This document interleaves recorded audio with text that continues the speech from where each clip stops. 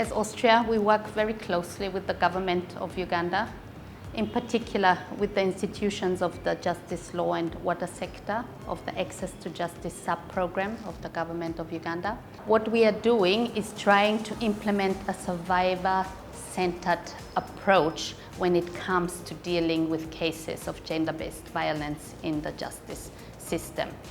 And we are also trying to equip and to design a process where gender justice is mainstreamed in the various justice institutions. So that means in the police, in the prosecution, and in the judicial system.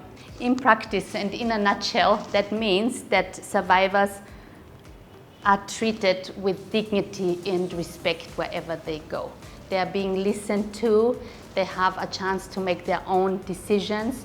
They are being explained what the process is like. For example, if they go to a doctor and physical evidence is being taken from them, from their bodies, they're being explained what is actually happening and why this is necessary for the case. So these are some of the examples. But then, of course, also forensic equipment, for example, for the police.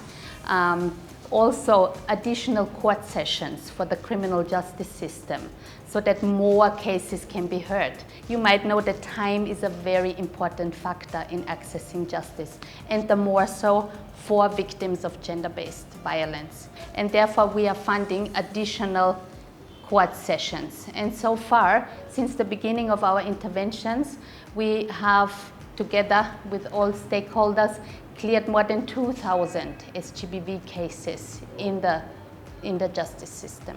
Yeah. One of the very important areas to get involved in is the social and cultural norms, the harmful social and cultural norms. I think that's a very complex area. Here we are trying through UNFPA to work with religious and traditional leaders, but also to bring in the men. So I think male engagement in that process is a very important component to change the norms. And I think that applies not only to sensitizing about gender-based violence, but it goes further, sharing the chores in the household, the care of the children, doing homework with children. All that, I think, can really contribute to a more equal relationship between men and women, and also reduce incidences of abuse and violence.